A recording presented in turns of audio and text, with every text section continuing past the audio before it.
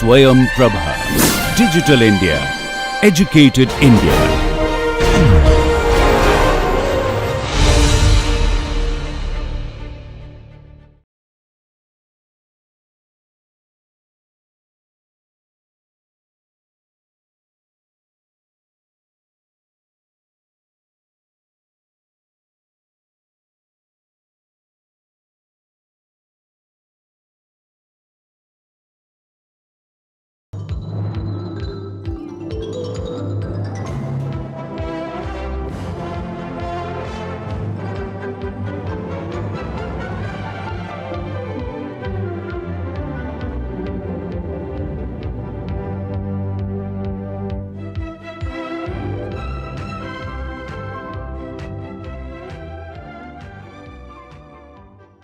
In the previous two lectures, we discussed about the response spectrum method of analysis and tried to explain to you how the response spectrum method of analysis is developed from the principles of the normal mode theory, the equivalent static loads which are calculated in each mode of vibration, how they are developed. Then we solved a problem for single point excitation system to illustrate the method of analysis for a single point excitation system. At the end we started the extension of the method for obtaining the response spectrum method of or applying the response spectrum method of analysis for multi support excitation system. In that we started saying about the assumptions that are additionally used for extending the response spectrum method of analysis for multi support excitation. Those assumptions are the assumptions that the future earthquake is represented by an averaged smooth response spectrum and a power spectral density function that is obtained from an ensemble of time histories. Then lack of correlation between ground motions at 2 points, that is at the two different supports where the excitations are caused due to earthquake, is represented by a coherence function. Many expressions for the coherence functions were discussed in seismic input. One can choose any one of those coherence functions. The third assumption is the most important assumption, that is the peak factor in each mode of vibration and the peak factor for the total responses are assumed to be the same. We have come across the term peak factor in relation to the seismic inputs for structures for the case of random ground excitation. The peak factor is a factor which is multiplied with the standard deviation or the RMS value of the ground motion in order to obtain the peak value of the ground motion. Better, it is called expected peak value of the ground motion. Then expression for that was given in seismic input.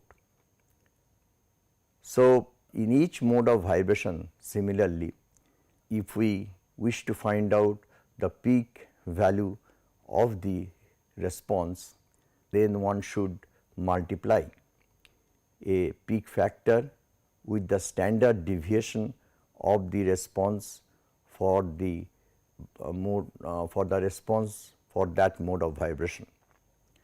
This peak factor is obtained from the power spectral density function of the response in that mode.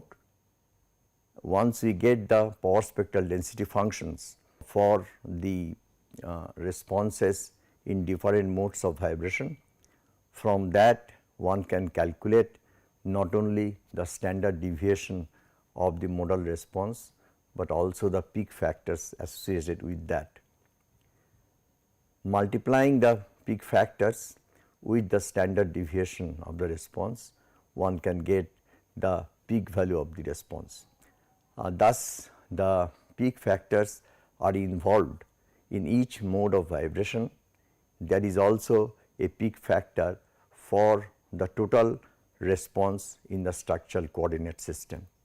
This assumption means that all the peak factors in different modes of vibration, the peak factor which is associated with the total response of the system, all of them are assumed to be the same. Therefore, if we find out the peak factor for any mode of vibration, then that peak factor can be utilized throughout the analysis. Next, what is required is a relationship between the ground displacement spectrum and the power spectral density function of response. This relationship is required because we wish to find out also the power spectral density function of the ground motion from the specified response spectrum. That is necessary for obtaining the coherence function, the cross power spectral density function between the two responses which are required in the derivation of this particular analysis. Mean peak value of any response quantity R consists of two portions. First part is the pseudostatic response due to the displacements of the support. The second part is the dynamic response of the structure with respect to supports. The first part is obtained by applying unit displacement at each support successively, finding out the responses to non-support degrees of freedom. So, that gives the pseudostatic response due to the displacements of the support.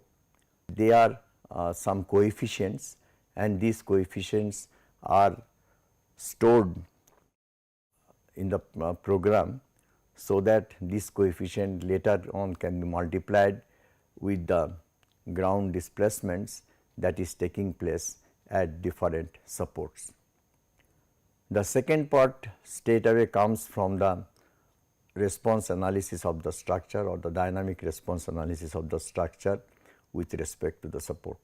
Now, the using normal mode theory, the uncoupled dynamic equation of motion for each mode of vibration can be written by equations like equation 5.18, where we have the ith modal equation providing the ith generalized displacement z I.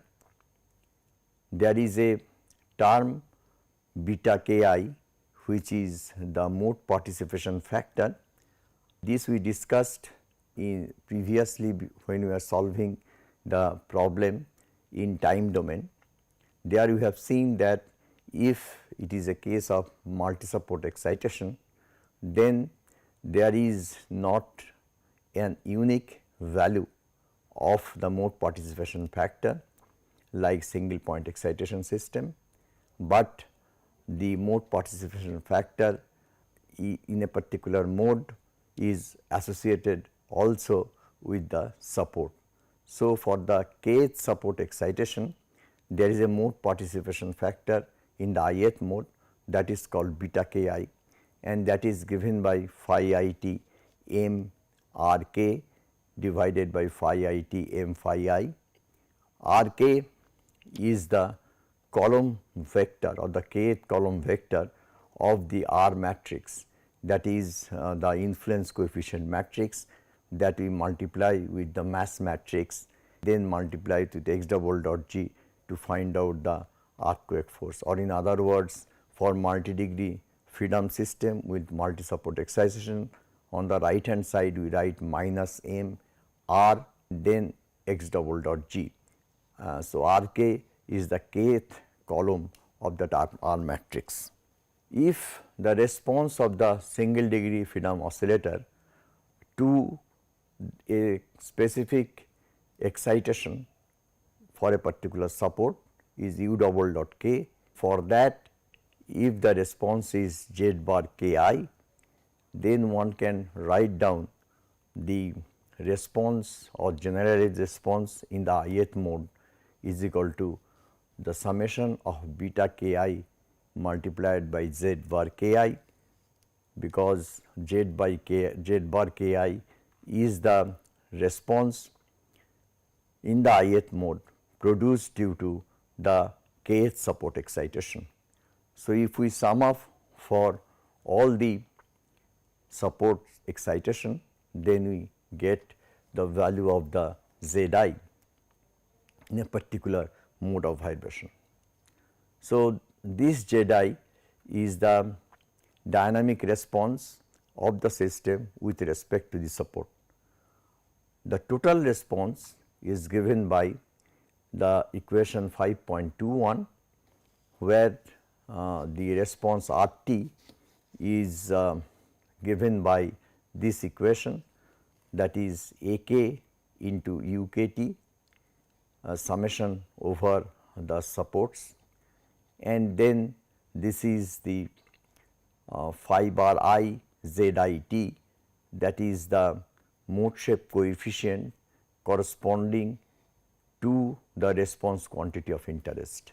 So, this response quantity of interest need not be displacement, could be bending moment, shear force or any other quantity of interest. So, the phi bar I k will be the mode shape coefficient for that response.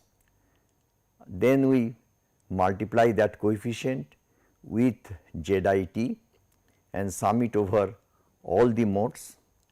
So, that gives the response of that particular response of the system, and that is the dynamic response with respect to the support. This part is the pseudostatic response part, and as I explained before, this A k coefficient, that is the responses that is obtained at the non-support degrees of freedom due to unit displacement applied at each support, that is stored, and that is the coefficient A k. So, that A k is multiplied by the ground motion U k to get the pseudostatic component of the response at all non-support degrees of freedom. This A k coefficient could be also obtained for any response quantity of interest if this R t is a response other than the displacement. Then we use those values of A k which we have obtained for the response quantity of interest. Substituting Z I t from this equation, we obtain finally equation 5.22, and this 5.22 equation can be written in a compact form in matrix notation, that is R t becomes equal to A t U t plus phi b t z bar t, where phi v z bar are vectors of size m into s. Say the number of support is 3 and the number of modes that we consider is 2. In that case, the phi b vector would typically look like this, that is the phi bar 1 beta 1 1, phi bar 1 beta 2 1, phi bar 1 beta 3 1. So, these beta 1 1, beta 2 1 and beta 3 1 are the mode participation factors coming from the 3 modes for mode 1. Then we have phi bar 2 beta 1 2, phi bar 2 beta 2 2 and phi bar 2 beta 3 2. They are the again the mode participation factors coming from supports 1, 2 and 3 for the second mode. Similarly, the Z vector consists of Z bar 1 1, Z bar 2 1 and Z bar 3 1, that is the responses coming from the support 1 to mode 1. The Z bar 2 1 indicates the response that is coming from the second support to mode 1. Z bar 3 similarly is the response that is coming to the mode 1 from support 3. The last three terms, that is Z bar 1 2, Z bar 2 2 and Z bar 3 2, they are similarly the responses, the modal responses that is coming for the second mode from the three supports. Then we assume that RT, UT and Z bar T to be random processes.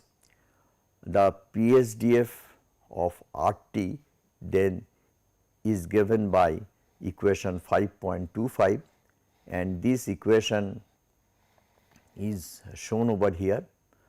The reason for assuming RT, UT and Z bar T to be random process is that the excitation is an excitation which is assumed to be a an excitation coming from an ensemble of time history of records. That ensemble of time history of record is characterized by a stationary random process as well as a smooth response spectrum is obtained for that ensemble time history of records. And therefore, we could relate the response spectrum of displacement with the power spectral density function of the ground acceleration, and a relationship of that type was shown previously, and that relationship is used to obtain the power spectral density function of the ground acceleration from a given response spectrum of displacement. So, once we assume that RT, UT and Z bar T are the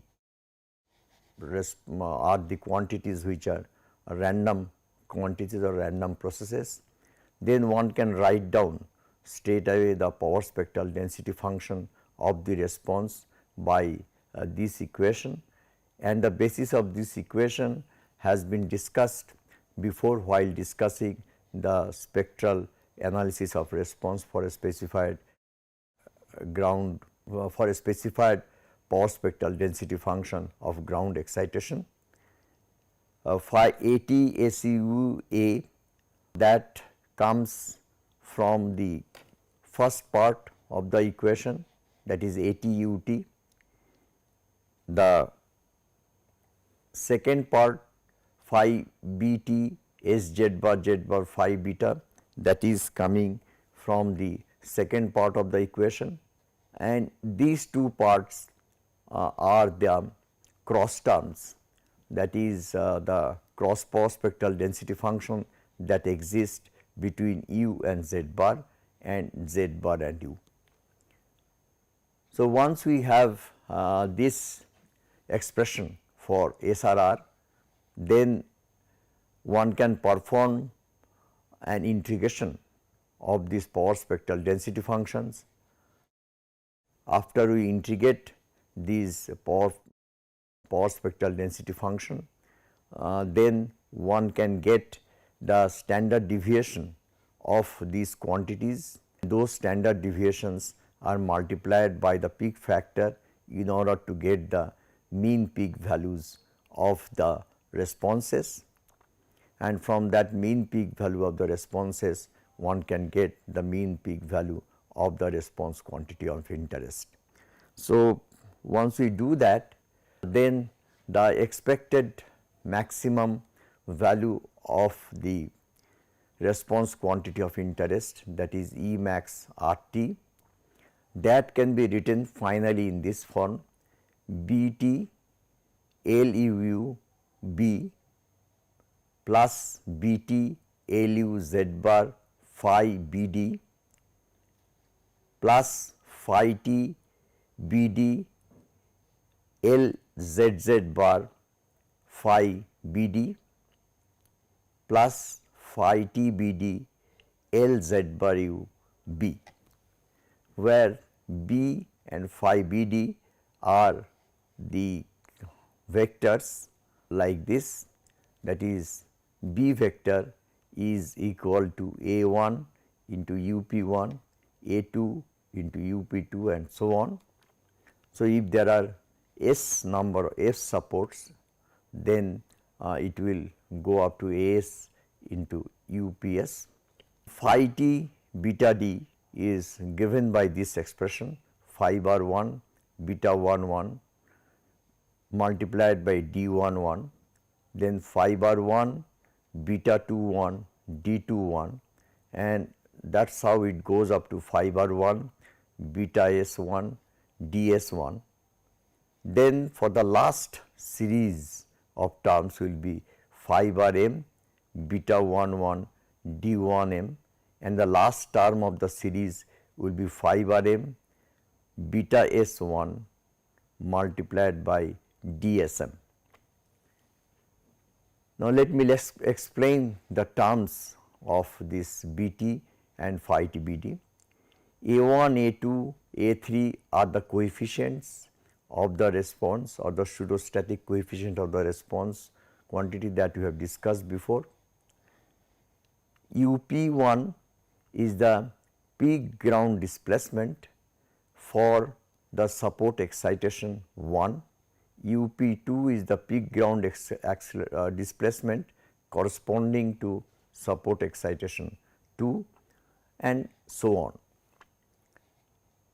In these expression, phi bar 1 represents the first mode shape coefficient for the response quantity of interest that we can obtain or that we have discussed before also. Beta 1 1 is the mode participation factor that is coming from the support 1 to mode 1. D 1 1 is the displacement response spectrum ordinate corresponding to the first time period and the first support excitation. That is, we are assuming that the response spectrums at support 1, support 2, support 3 and so on, these response spectrums as if are different. Then D 1 1 represents the response spectrum ordinate for time period for the first mode and for the response spectrum that we have obtained or that is given for the support excitation 1. So, similarly, beta 2 1 is the mode participation factor that is coming to the first mode from the second support, and D 2 1 is the displacement response spectrum for the first first mode time period coming from the support excitation 2. So, that way these terms basically can be easily explained and can be known, that is again for example phi bar 1 here is the mode shape coefficient for the response quantity of interest in the first mode, and beta S 1 represents the mode participation factor which is coming to the mode 1 coming from support S, and D S 1 represents the displacement response spectrum ordinate for the time period for mode 1 coming from the support excitation at S. And that is how we are writing Dij, and this Dij means that the response spectrum ordinate coming to the or corresponding to the time period j and its contribution coming from the support I. If we assume that dij, that is the support excitations for all the supports, have the same power spectral density function and they have the same response spectrum or displacement response spectrum, then dij simply becomes equal to di omega j xi j, which means that for a given response spectrum which will be remain constant for all the supports, for that the response spectrum ordinate corresponding to the time period which will be the 2 pi by omega j, and for the damping ratio xi j. So, for that we take the displaced response spectrum ordinate, and thus D11, D21, DS1, D1m etc., all of them they basically become simplified, and we have for each mode we have a one particular value of the displacement response spectrum ordinate. The elements of the correlation matrices LUU, LUZ bar and LZZ bar are given in equations 5.28, 5.29 and 5.30. LUI, UJ are the elements of LUU matrix and it equal to 1 by sigma UI into sigma uj and integration of the SUI uj d omega, in which sigma ui is the standard deviation of the displacement or ground displacement at support I, and sigma uj is the standard deviation of the ground displacement at support j. SUI uj is the cross power spectral density function between the ground displacement at support I and support j.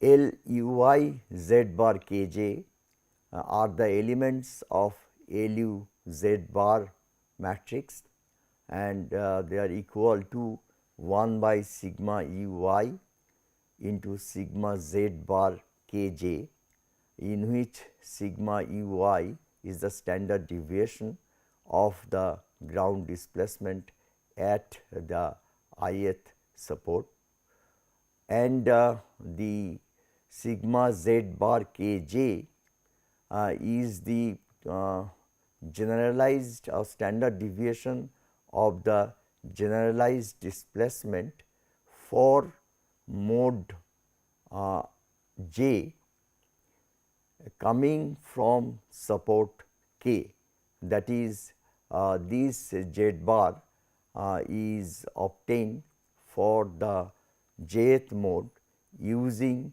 beta kj, that is the mode participation factor beta kj that we had obtained before, that is equation 5.19.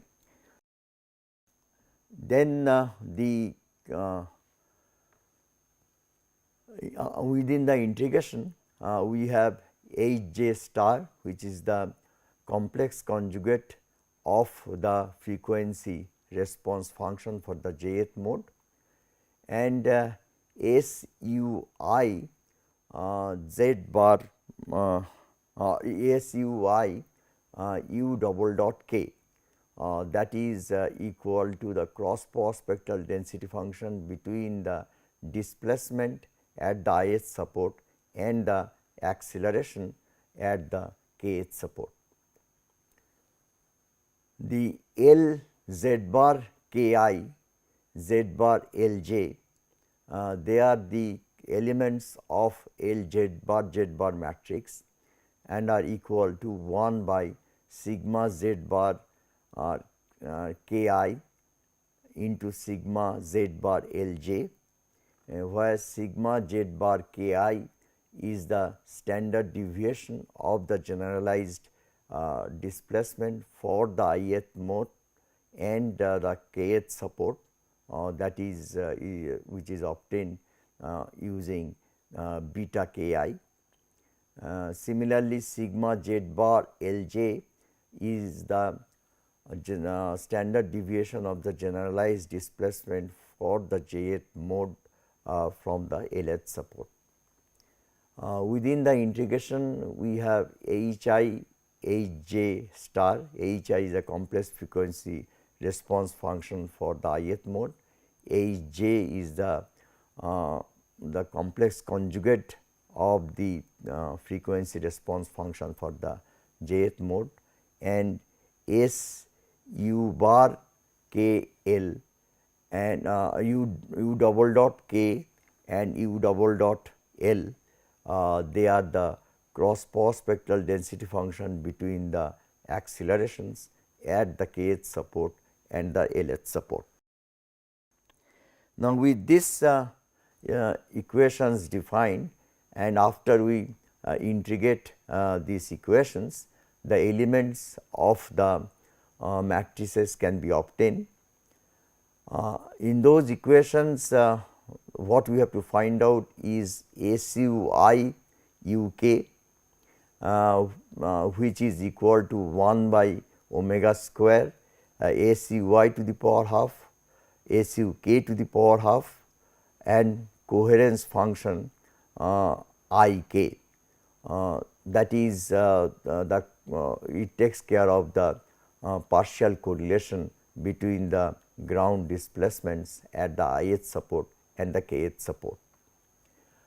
Since the power spectral density function of the ground displacements for all the supports are the same, therefore, S u I to the power half, S u k to the power half, the multiplication of these two turns out to be S u double dot g, that is the power spectral density, S u g, that is the power spectral density of the ground specified ground displacement.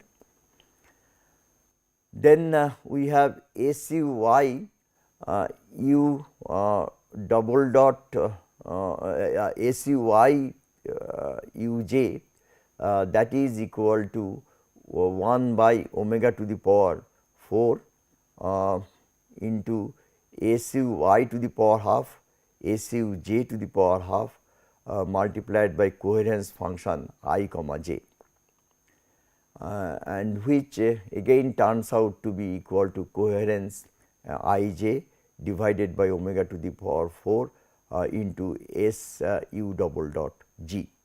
I am sorry, in the previous equation it was S u I u double dot k. So, that is given as coherence I k divided by omega square into S u double dot g. And finally, we have S u double dot k and S u double dot l, that turns out to be simply coherence k l multiplied by S u double dot g. So, in terms of S u double dot g and a coherence function defined to take care of the partial correlation between the ground motions, one can obtain these terms S u I, S u I u double dot k, S u I u j, and S u double dot k u double dot l. Now, for a single train of seismic wave, Dij becomes simply the value of the displacement response spectrum for the earthquake, which is given in this equation 5.27 c. There Dij is equal to becomes equal to Di omega I xi I for the single train of earthquake, that is it has a unique displacement spectrum, and SU double dot G can be obtained from the specified displacement spectrum from the relationship that we have discussed before. For a given displacement spectrum of an earthquake and an additionally specified coherence function to take care of the partial correlation between the ground motions, one can now obtain all the terms necessary to calculate the mean peak value of the response of the system. Thus, for a multi-support excitation case, one can find out the values of the expected peak value of the responses using the same response spectrum method of analysis. Only thing that is required over here is that in addition to defining the displacement response function, we have to define a coherence function and a relationship that will equate the acceleration power spectral density function in terms of the displacement response spectrum of the earthquake. Now, if only the relative peak displacement is required, then the third term of equation 5.26 that is required. The third term only gives the relative displacement, but if we take all the terms in equation 5.26, then this will give the absolute displacement. The steps for obtaining the response spectrum method of response spectrum analysis for multi-support excitation using MATLAB is given in the book. In the MATLAB, one can develop the method that is described over here. The first step would be to obtain a matrix R which is constructed as we have discussed before. Then from the R matrix, one can take out the RK vector, that is for the kth support, and use it for finding out the mode participation factor for the kth support. Then beta ki is that is the beta ki that is obtained, and this beta ki is obtained for all the supports from 1 to S and for all the modes 1 to M. Next, phi t beta, phi t bd, they are obtained from the equations, and in obtaining phi t beta d, we require the ordinates of the displacement response spectrum at different modes corresponding to the time periods of those modes. We also require the mode shape coefficient for the response quantity of interest, as well as we require the mode participation factor for a particular mode coming from a particular support. So, all these these quantities are known. So, therefore, phi t beta d and phi t beta can be constructed. Once we have these two vectors, next vector that is required is the A vector, that is the influence coefficient vector which comes from the pseudostatic analysis, and that can be stored for a particular response, the pseudostatic vector, and for the displacement, the pseudostatic vector, they could be different.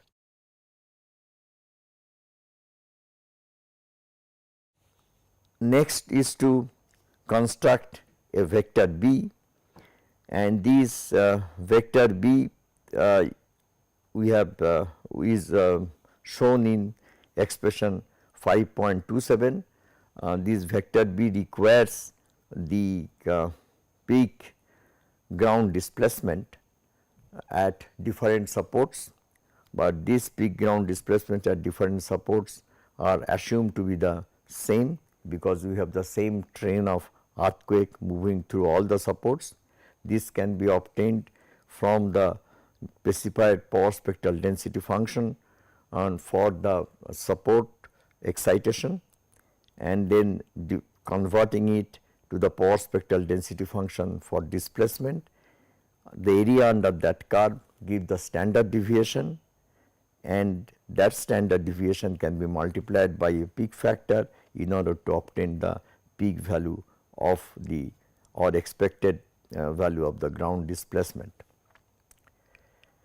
The matrices LU, LU bar, UZ bar and LZZ bar, they require basically the integration of the cross power spectral density function multiplied by the frequency response function for each mode,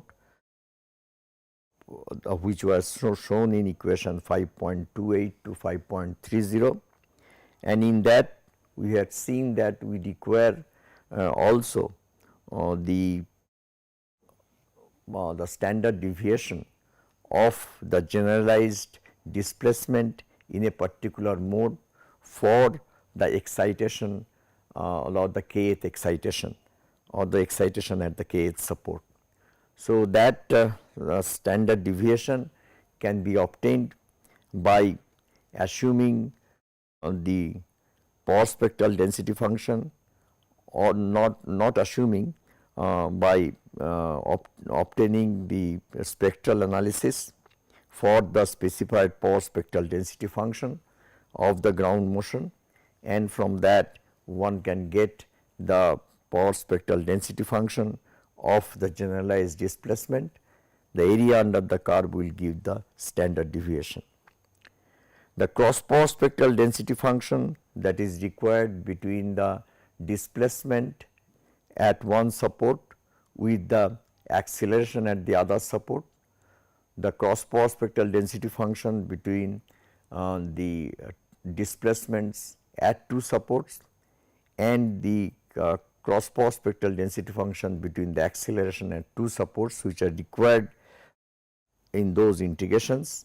They are obtained again by a set of equation which can be finally represented in the form of a coherence function and the specified power spectral density function of the ground acceleration.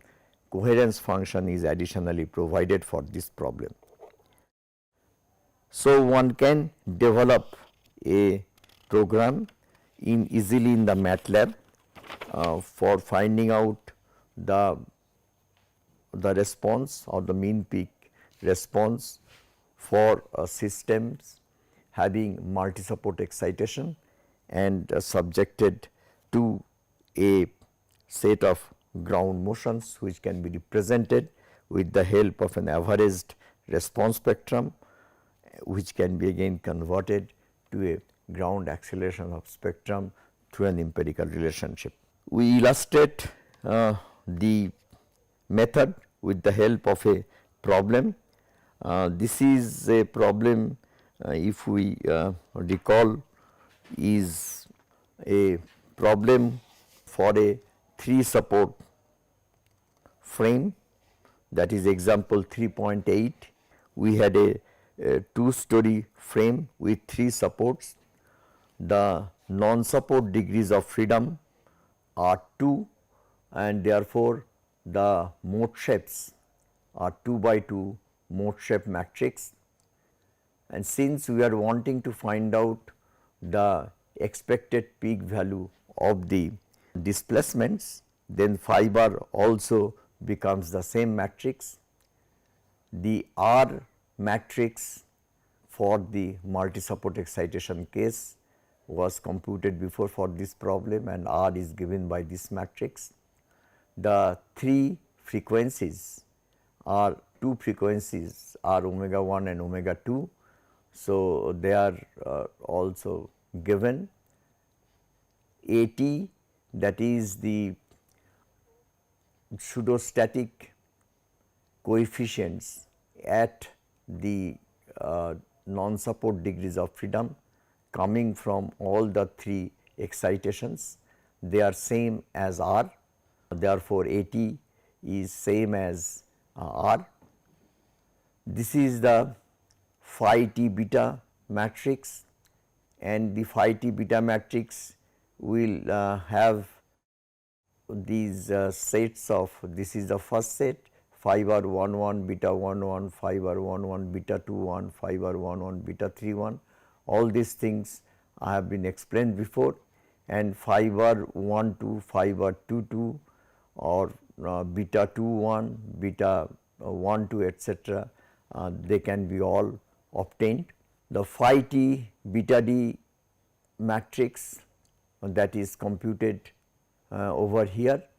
So, it requires, as I told you before, the ordinates of the response displacement response spectrum, then phi terms, and the terms for the mode participation factor for a particular mode.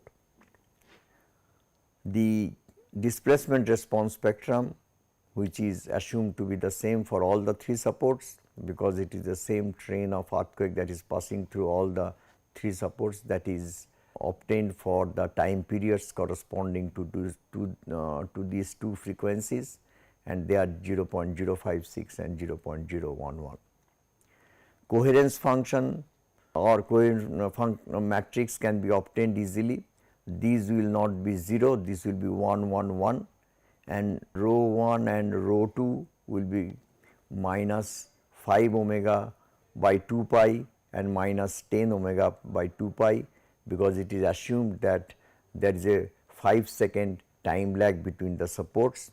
So, between the first support and the second support, this is the this will be the value of rho 1. We have computed it also before also, and for first support and the third support, the rho 2 value will be equal to minus 10 omega 2 pi. So, plugging in the values of rho 1, rho 2, etc. in this coherence matrix, we get the complete coherence matrix. LUU, UZ bar matrix, they are again computed, that is that integrations were performed, and we finally obtained each of these elements of those matrices and constructed this matrix LUU. Similarly, the matrix LUZ bar that was constructed, and LZZ bar matrix also was constructed.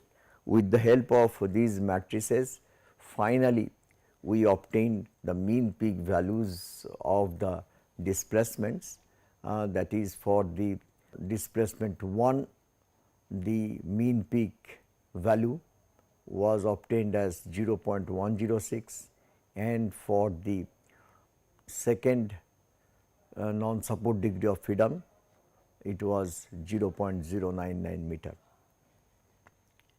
When we obtained the relative displacement for the response 1, then the relative displacement mean peak value of the relative displacement came out to be 0.045, and for the second non-support degree of freedom, the mean peak value of the displacement came as 0.022.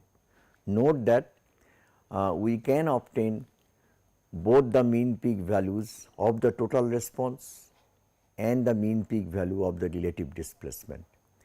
The mean peak value of the total displacement means the relative displacement plus the pseudostatic component, they are taken together, and for that we obtain the mean peak values, and the relative displacements, they come purely from the modal displacement Z bar multiplied by the mode shape factor. The general expression that we had shown in the development of the method, if we retain only the this term, then we get if we retain only the third term and ignore all other terms, then we get straight away the relative displacements or the mean peak values of the relative displacements. So, that is what was done over here to get the value of the or mean peak value of the relative displacements.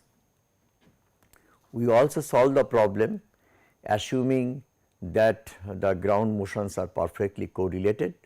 In that case, IUU, I z bar and IU z bar, they take this particular form. Using those, we obtain the values of the mean peak relative displacement by response spectrum method of analysis for U1 and U2. They turn out to be like this.